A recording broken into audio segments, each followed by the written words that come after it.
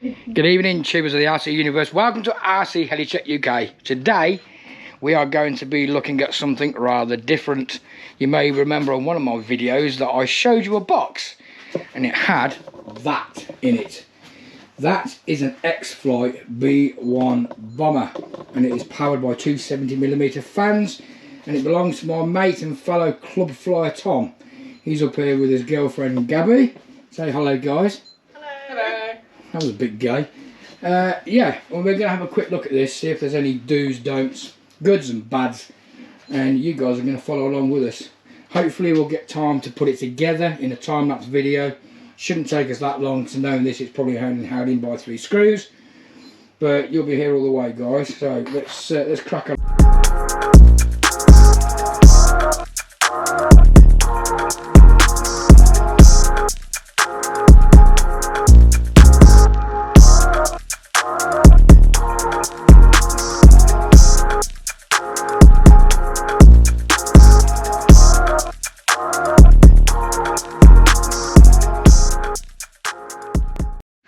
Right, what's on the plan, pal? What are you going to be doing first? What's that you're doing there with your radio? So I'm just trying to set up all the functions on the radio so that... Is that for like the swing wing and all that kind of stuff? Yeah, swing wing. And have you ever done anything like this before with anything regarding that on this radio or not? yes, yeah, I've done the Freewing F14 before on this radio. Is it quite a complex system to go through? Or? Not particularly. With the B1 you can use the inbuilt gyro, however we're going to be bypassing it. Is there a reason why you bypass it? A lot of people have been having a lot of problems with the B1. Don't laugh. Yeah, go on. With the elevator being reversed when the gyro actually... Is that a similar thing that happened with the MiG-29 that Freewing did? Because there was having issues with that. Is this completely different? So some people have been having problems with the controls being backwards and also not having enough elevator authority when you go into the swept wing scenario. The gyro in this doesn't allow you to change your endpoint. You have to keep your endpoints at 100%, which again doesn't allow you to do much messing around with feel and how you want it to feel. So I'm just going to bypass absolutely everything. Right. That you can on the gyro. There is a great video online done by Jeremy Salt on how to bypass all the gyro and everything like that. I'll put a link down to that in the video below, guys, later on. But yeah, go on, carry on. He's covered absolutely everything. So, and also he's done loads and loads of test flights on this. So with the free wing F14, there used to be an issue with the swing wing where it altered the centre of gravity. You get the same issue with this at all? And is there a way of getting around it? A couple of people have the same problem. So the battery that's in this, you've got to be very careful you don't make it too heavy. Because once the wing swings back, you become incredibly nose heavy. How many batteries does it take? One or two? It takes a single 6S 5000 to 7000. And that's enough to power both fans? That's enough to power both. And how long would that give you normally? Flight time, I've seen anywhere from 2.5 to sort of 3.5 minutes. Does it depend on how aggressive you fly, obviously? Yeah. That's right. Yeah, if you're cruising around, then you should see 4 minutes. Okay. But if you put in a heavier battery in front, what you can do is you can add lead to the wingtips just to try and drop the weight back as you go back. But I've not seen anybody successfully do it yet. So it has been done, but with dire consequences. Is that the kind of thing? It's been done, but nobody's posted the results. So right. So it's a bit unknown territory. Yeah. So how are you going to get around that yourself? I'm going to go for the standard to begin with. Just go for the standard 5000. Go for a lightweight pack. See how it feels going forwards and back first. Yeah. If I feel like it needs slightly more milliampage, then I'll put a heavier pack in and then I'll balance it. I've got a set of XFly scales that I've got at home, which you can do your centre of gravity on. Are they adjustable? What do? Do you sit it on the wheels of the aircraft? Yeah, so you put all 3 wheels of the aircraft onto the scales, and then you measure the distance from each wheel to the leading edge. Follow their instructions and it tells you exactly where the centre of gravity is. So how does that work? Because obviously you've got different wheel what's the word I'm looking for? You've got different lengths of wheel apart from one another. So are they adjustable, like, or is it like they're just 3 like individual scales? So they're like single blocks, blocks of scale. Are they hardwired together, or are they like Bluetooth or wireless? Ones, or you can get wired. I've got the wired versions just because it was a lot cheaper to get the wired ones. Then once I've had a successful test flight based on the centre of gravity that's recommended in the manual, I'll measure what the centre of gravity goes back to when I sweep the wings. Okay. And then I'll put a heavier battery in the front and then see how much lead it takes to balance that with the wingtips. Can you adjust the wings at any angle you want, or is it like on a switch? Full front to full back. So you cut. What if you had them on like a slider switch? Could you adjust them? No, they are an electric retract on the inside. Right. For what I believe, so they are like, as a retractor, it goes from one extreme all the way to the other. Because I think of myself, like maybe I thought if it was on a slider, you could reduce them back a bit at a time and see how it affects it. But you've literally got to go 1, 2, and then that's it. One thing I'm going to test is to see whether you can stop it mid-sweep, because a lot of people have, a few people have lost them because of the elevator authority thing, and my thought was, why didn't you sweep the wings forward? So I'm going to see whether there's a problem with doing a mid-sweep correction. Can you test that on the ground? Yes. You can test it on the ground. Right. Okay. Yeah. All right, mate. Let's crack on with it and see what else that we can come up with. But it's looking quite nice.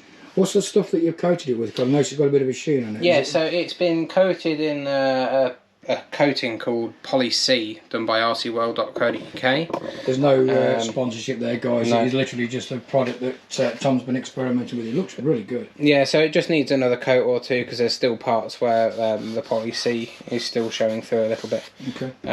Where it hasn't quite taken. So I've done it with a traditional household sponge. Yeah. Putting it on thin coats at a time. So this has had 2 coats. It's a polyurethane base with an adhesive built into it. Pretty much the same as like a Ronseal diamond hard floor varnish. It's completely foam safe, it's caused no bubbling, but once it's dried, which takes about 2 to 3 weeks to get it fully hardened, but it's touch dry in about 30 minutes. Does that mean that you won't be able to fly the plane for 3 weeks? No, you can fly it for 3 weeks, you've just got to be careful that it's not fully hardened. Okay. But then after the 3 weeks, you're fully sort of ding resistant that you'll get off it, and it will just make it last a lot longer. Paint chips won't happen as much. It sort of seals everything in. What's the quality of the foam like? Is it a decent quality foam, or is it like cheap crap? So the foam is it's a really nice finish on the foam. It's some of the best I've seen. It's typical sort of Chinese FMS E-flight foam. So it's similar to the same kind of foam that FMS use, basically. Yeah. That kind of the only downside is incredibly soft. Right. Okay. Part of that is that if they made it any denser, it would be a lot heavier. Right. So to get the weight down, because the all-up flying weight on this is only 5 kilos. Yeah. Which for the size of it is very light. That's quite light. So the way they've done that is to keep the density down on the EPO. But that part of that is that it is a little bit more, a bit squidgier. Yeah. You can see on the front just there, that's where I caught it with my finger when I was undoing the box. Yeah. That's how soft it was. So that's why I put the coating on. With that coat, would it harden it up? It will harden it up, yeah. And it also strengthens the foam as well. The downside to it is that it makes it more brittle, because the glue seeps in between all the foam cells. Okay. And glues it together and then hardens it and stiffens it. So if you've got an airframe that relies on being flexible, sometimes stiffening it up isn't the right way to do it. Will it be, how much weight do you think you will have added by putting that coating on there? Will it be a lot, it was a 250ml bottle, and I've coated on this, I've used 50ml. Okay. Some of that evaporates off, so I reckon we've added probably about 35 to 40 grams. So it's not going to affect it then? Really, no, which for me it's well worth it. It also seals down the transfers as well. Right. The transfers on the leading edge of the wings over here were actually peeling when I got them. The transfers weren't particularly well stuck on. Okay. So the sealant has helped stick those down. Did you have to stick them down prior with anything beforehand? No. I just used the Poly C because the Poly C's got an adhesive in it. So I let the Poly C start to go off, and then I just pushed it down. The tacking has sort of held it back on. Okay. What sort of exhaust system has it got on? Because they look quite small exhaust, but a 70mm. Is it like a... Yeah, single 70 through twin bifurcated exhaust. Not the most efficient bifurcation I've seen, but it seems to work pretty well for how everybody else has been flying. Have you flown anything else with that kind of system? Yeah, so I've had the 90mm Yak 130 by Freewing, which was a terrible ducting system. That was just awful, but it was designed around the old 5-blade fan, so the moment they put a 12 blade in it, it just really struggled to get air in and out. Was it more efficient with a 5-blade fan? Yeah, it was more efficient. We're back to that triangle thing, isn't they? Yeah, the problem with the 5 blades is they didn't have the thrust, so it was a little bit like a truck, and it really did struggle to take off. So 9 blade would be probably the optimal in that. But yeah, I've flown quite a few things with bifurcation, but every single time it's not been particularly efficient. The only exception to that is the FMS Yak 130. Yeah. They did that really well. The main the 90mm one? Or the 70. The 70mm one, yeah. The main problem is generally they get the fan swept area wrong on the ducting in and out when you get a bifurcation. So these XFly fans that are fitted into them, are they quite powerful fan? I've never used them. This is the first time I've used the XFly fans. Because they're quite popular by all accounts, but what people have been saying, aren't they? I've read iffy reviews. So looking at it, they look like they're the eFlight motors based on their own housing and fan blade. Okay. A lot of people say that they're not as good as the eFlight or FMS fans. A lot of people say that they're better. I think it's down to your altitude, your temperatures, where you fly, you know, what sort of person you are, whether it's placebo effect, whether it's not. You never really know. As you are, like with your experimenting with fans the way that you do and whatnot, I mean, do you know what sort of thrust they're supposed to be pushing out, or how many you reckon, how many kilos it pushes out? To be honest with you, I've not looked at it because I want to sort of get a feel for how it pushes 5 kilos around, and then I want to look at the specs afterwards. Okay. Do you think there might be a possibility that you may swap the fans over to something more powerful, like an FMS fan or something like that? There is a small chance, depending on the FSA, I might make some changes, but we'll see how it flies first. It may not need anything. From what I've seen on the videos, it doesn't need anything. Okay. But I mean, if you wanted a bit more power in it, because apparently the new free-wing fans that are coming out, I don't know if it's the same with the 70 or both 70 and the 90, but apparently the new free-wing fans that are coming out are actually supposed to be quite powerful. Yeah, the 70mm that came in the F16 is quite a nice fan. Okay. We've seen massive improvements over the original FMS fan with that. But it does draw a few more amps. The XFly fans I've read are as good as the standard FMS fans, but Wemo is probably, the Wematech fans are really nice in the 70mm size, but it depends on the FSA. The Wemos require smaller ducting on the outlet just to get the efficiency up. So how many blades are there? Are they 11 or 12 blades? Do you know? I can't remember off the top of my head. I think it's 7. 7 blades, is that all? I think it's 7. It's either 7 or 11, one of the two. Okay. I know the 80s are 11, but the 70s are not 100%. Anybody that's spotted this is not a turd coming out the back of it. That is actually where the nose is stored to stop it from being damaged. Yes, that's the way I've kept it in one place. Is that held in by a magnet? It is on the front, yeah. Are you going to leave it like that, or are you going to actually glue it on? No, the magnet, it's got plenty of foam, so it seems pretty good. So I will keep it on magnets. Okay. If it falls off, then we'll glue it, but we need to experiment to see whether it's... And what's the actual undercarriage? Is it plastic or is it metal? All metal. Is it scale or is it like... It is 100% scale, so it has the proper swing system on it, on the rears, and then the fronts are really nice. Okay. Which we'll show you in a bit. We'll have to check that out in a bit. Okay, so what's your next process then? What are you going to do now then? So the next process is to basically power it up. Get the undercarriage down so it's sitting on the undercarriage rather than on the foam, and then we'll have a look at the manual and look at Jeremy Salt's video and go through how to bypass this gyro and basically start getting it set up using conditions. So I'll have a wing swept and a wings out mode and condition on my radio, so I can have individual trim settings. I can put compensation in for the elevator trim and then slow that down to the exact speed of the wings. Just gives me a little bit more tuning in terms of flying it. Okay guys, well we'll get that all sorted out and then we'll come back to you and we'll see what the process is after that, and we can see how Tom's figured it all out. See you in a bit. Oh, we've just got the undercarriage down on this and they actually look pretty damn cool. We'll have another extensive look at that front one. The detail on them is pretty damn good, to be honest with you. But yeah, we'll have another look at those in a bit, whether it be upside down or not. You can just see the XFly fan in there. Nice bit of kit. Do like this. Right bud, what's the crack? What are we doing now? So we've bypassed the gyro as per the video from Jeremy Salt on Banana Hobbies. Is it easy job? Website, really easy. It's just 2 sort of 8-inch extension leads, or to us over here 20 centimetres, and then you've got one extension lead past that. So you wire lead both ailerons into one, you wire lead both of the rudder and then the nose wheel steering into one, and then you just put the extension on the elevator. Okay. Just a proven like thingy, is it? Yeah. It's been proven. Yeah. That way you're bypassing the gyro for the main flight controls, rudder, elevator and aileron. That allows you to do your trimming and do your own endpoints and your own mixing. Okay. So I've done all of that, and now we're just trying to get this elevator on.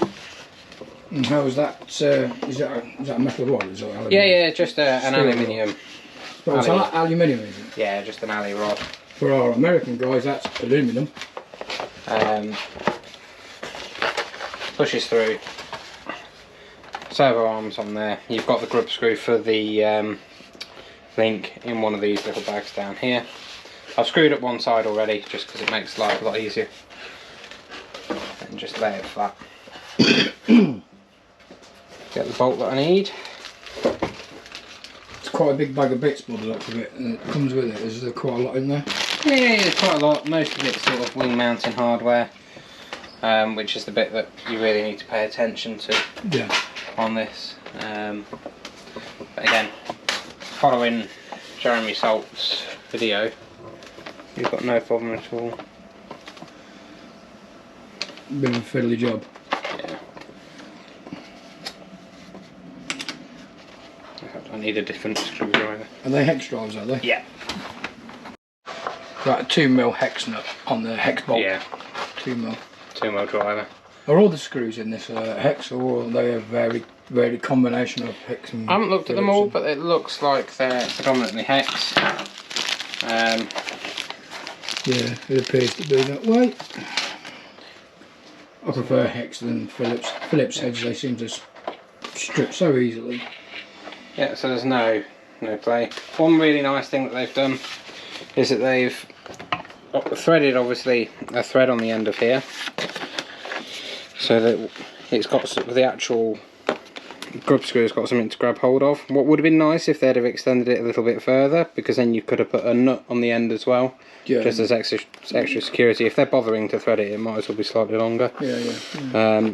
The other thing that I was a little bit disappointed with was the fact that they haven't painted the servos. Right. They've put covers on the wings, which is one of the things that they changed on the prototypes, but they just haven't painted the servos grey. So they just stick out a little bit like a sore thumb.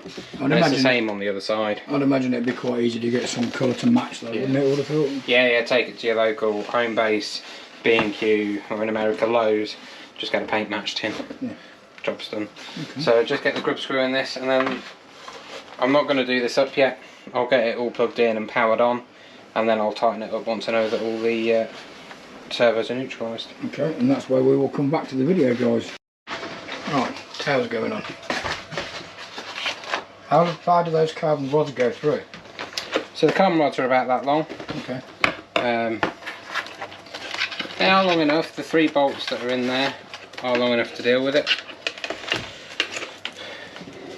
It's quite nice that they've thought about the detachable tail. Yeah. And they've put in the nice FMS style clips where they clip on either side. Ease of transport, ease for dismantling and all that kind of stuff. And safe as well. So many times you see the extension leads not have clips on or anything like that. Yeah. So I'm just trying to plug them in first. Of course, as everybody knows, they can only go one way. Black to black, brown to brown, yellow to yellow. Unless if you top. Unless you turbo, then it's black, white and red.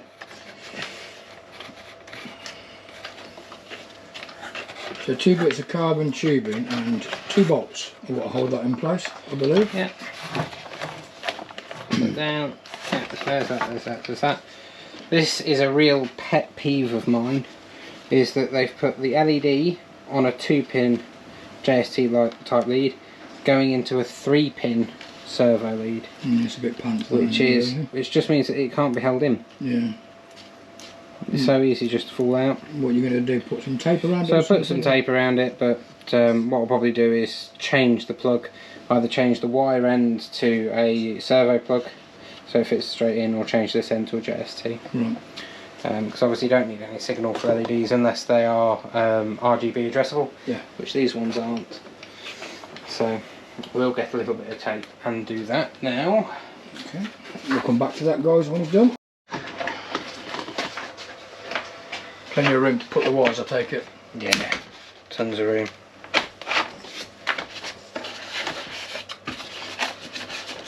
So just making sure not to crush the wires on the way in. Yeah. Slide it in nice. Yeah. That's what she said.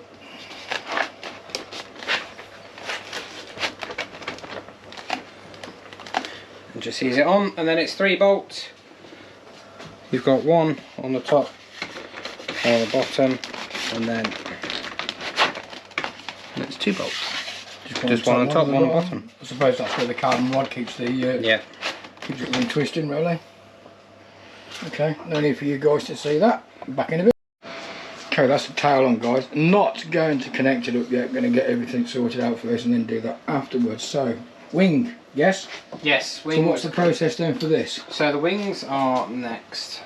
Scruffy right hand wing. What have you got to do to get it on? That's quite a big chunk of metal there, isn't it, really? Yeah, with 2 massive slabs of wood right in the bottom. Oh, yeah.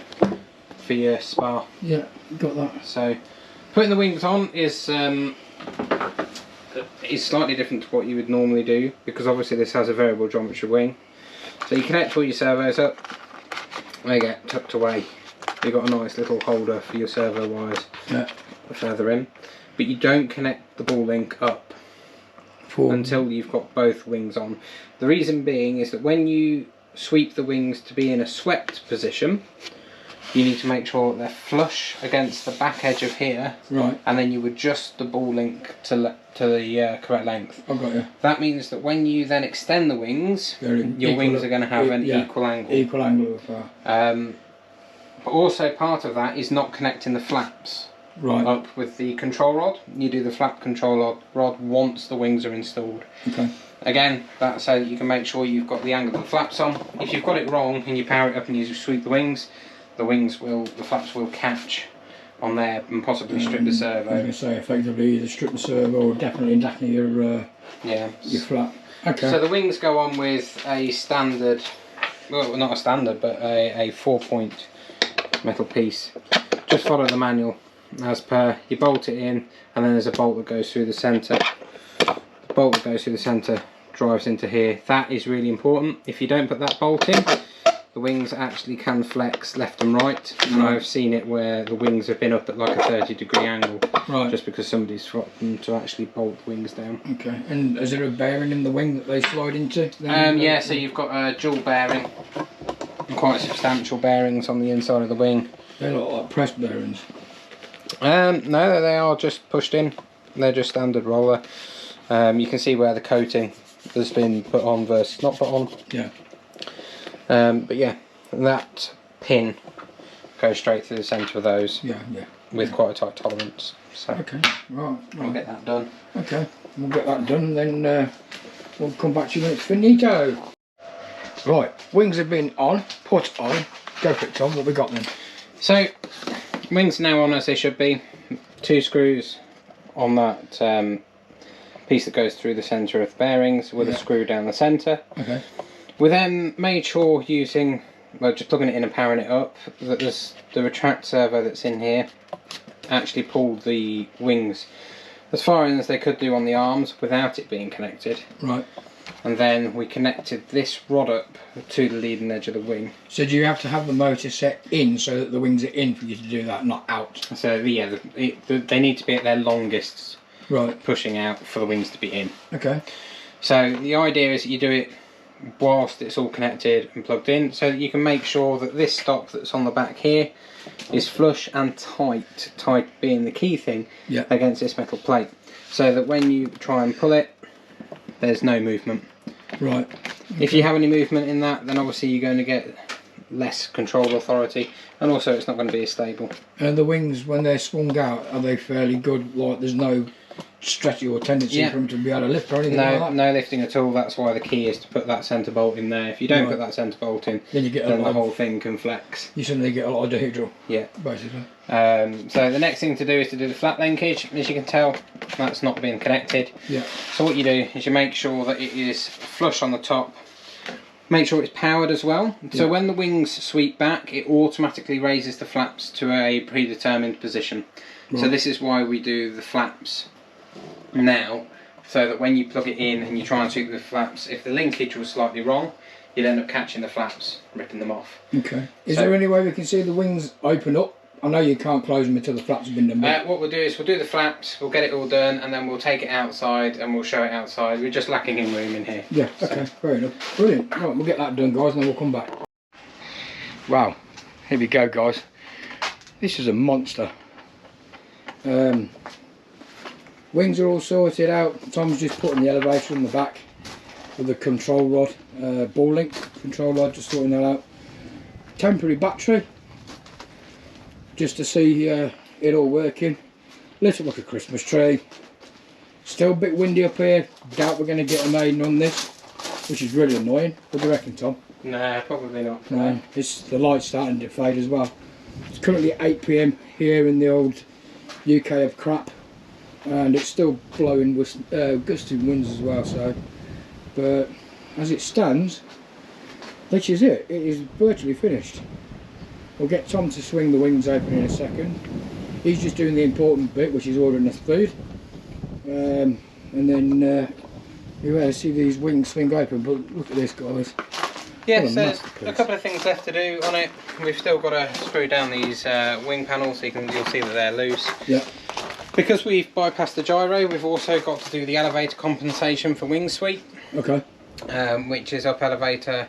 Jeremy Salt, again, in his video with the bypass stuff, goes over how much compensation to put in based on stock centre of gravity.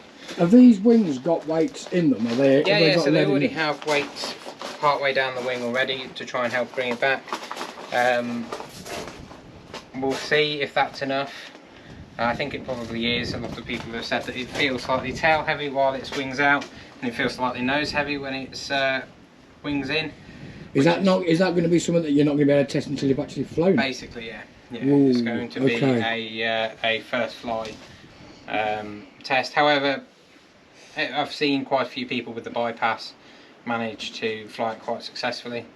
Right. Although a lot of people have been saying that there's a couple of things that they would adjust, like the weight, where the centre of gravity is, battery placement, bits and pieces like that.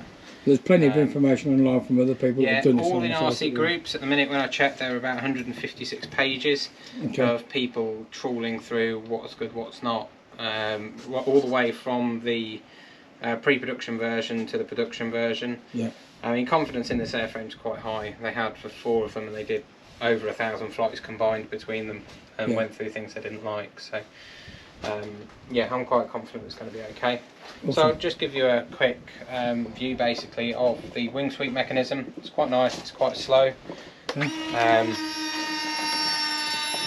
The flaps are automatically brought up by the inbuilt flight controller and gyro. Yep. If you leave them down by accident, which is really nice.